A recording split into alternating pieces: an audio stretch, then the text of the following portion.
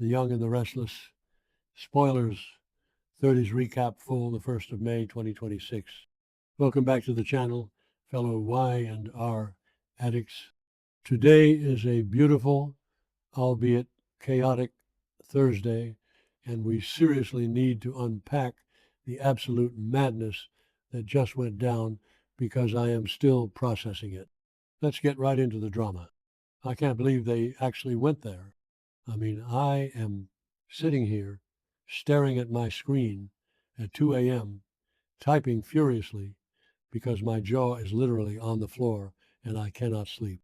I'm sorry, but did we just watch one of the most insane, heart-stopping, cinematic episodes of The Young and the Restless in the last decade? Because I feel like I need a support group, a stiff drink, and a therapist after that Vegas gas station explosion. I have so many feelings and I need to scream about them with people who actually get it. Let's rewind for a second. Matt Clark had been building this trap for months, and it almost worked perfectly. Remember when Nick was kidnapped back on April 10th? I was like, okay, typical Newman drama. He'll be tied to a chair, Victor will yell at someone, and Nick will be fine in a few days. But no, Matt has been literally pumping Nick full of drugs to feed his addiction.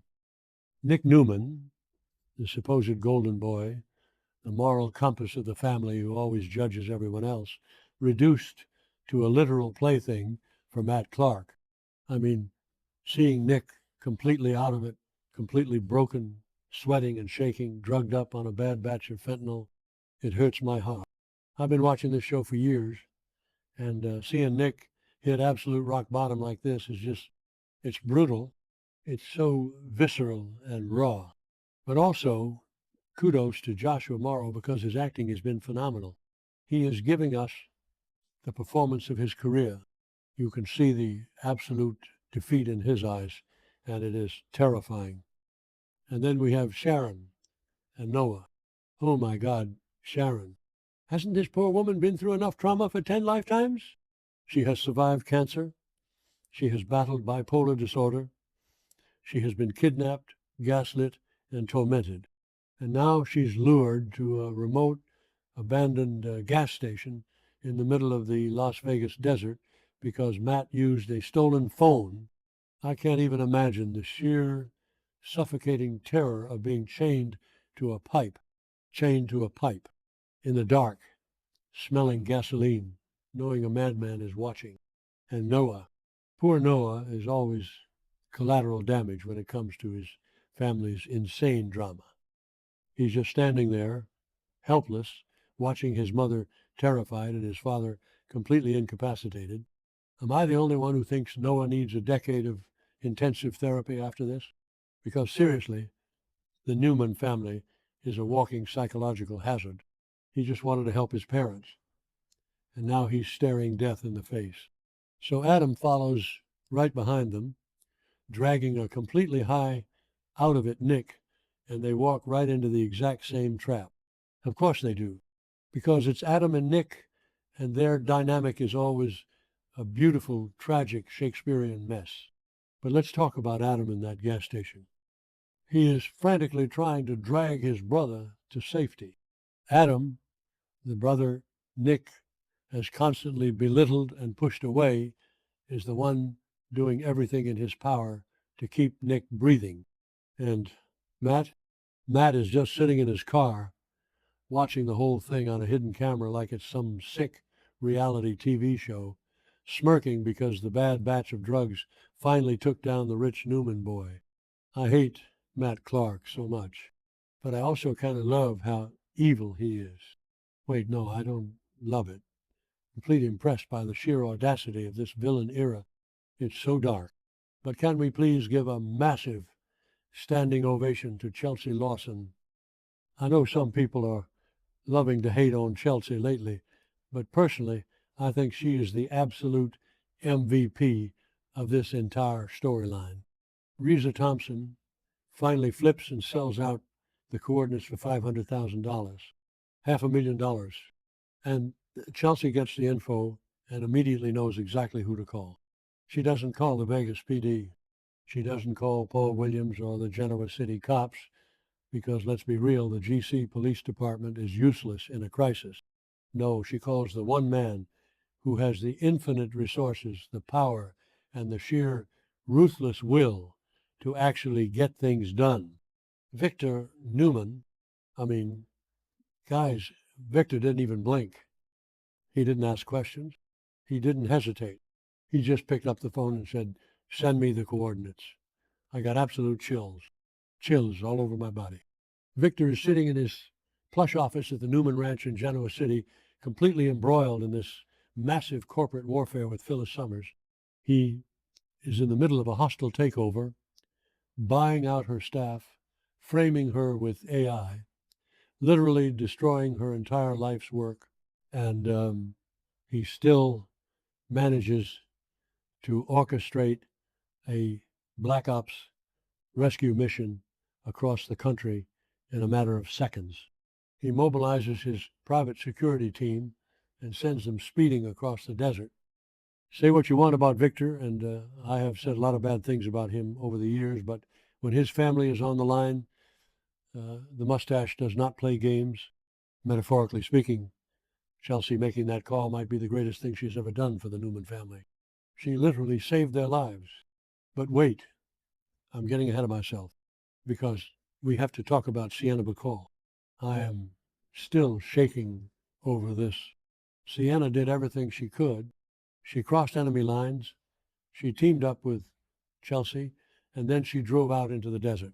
She saw Matt's car parked there, watching the feed, and she walked right up to him. And then she did the unthinkable.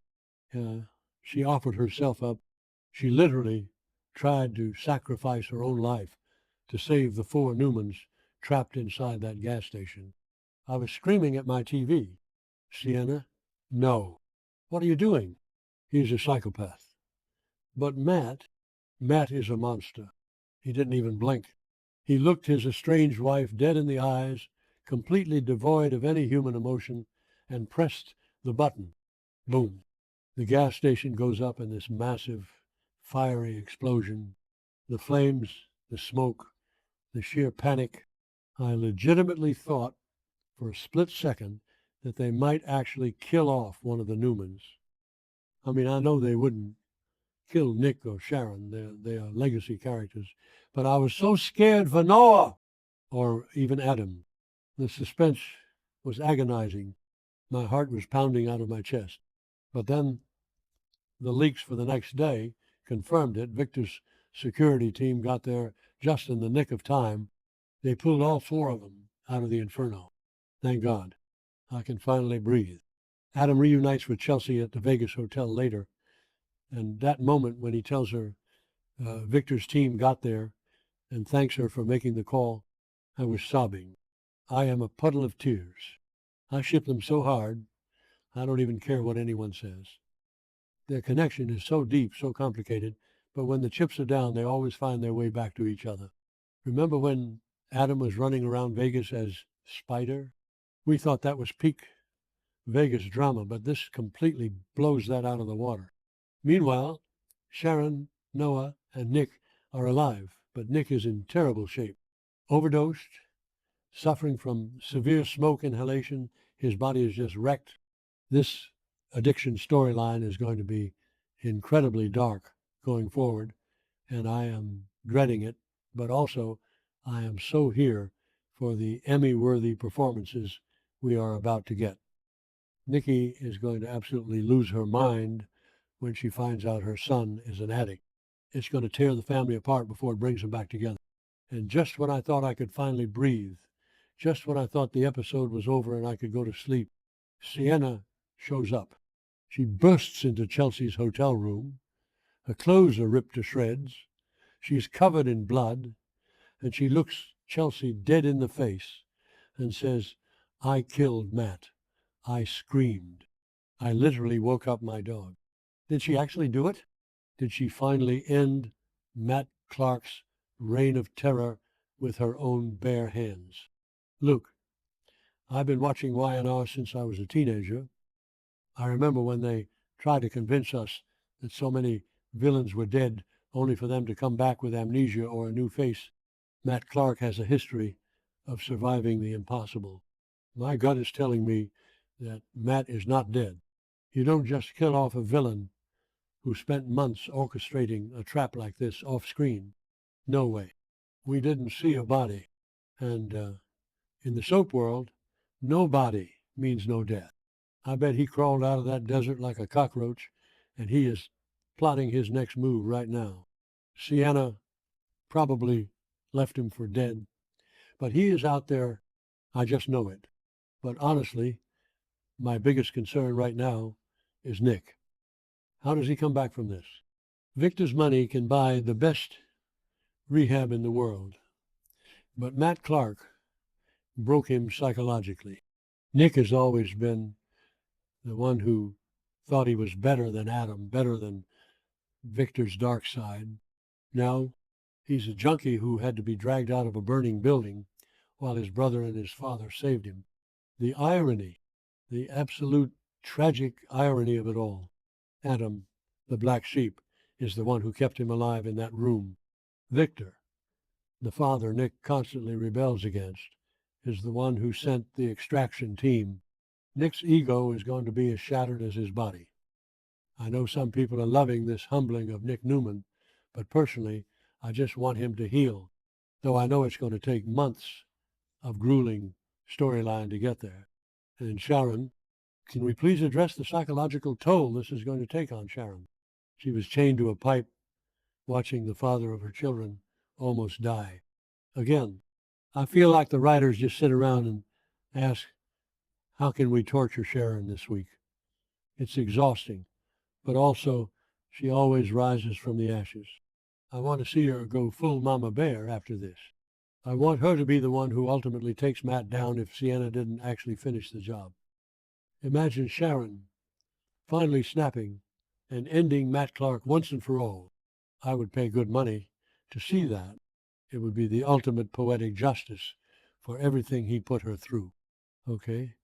I need to calm down and go to sleep, but my adrenaline is still pumping. This Vegas storyline has completely revitalized the show for me.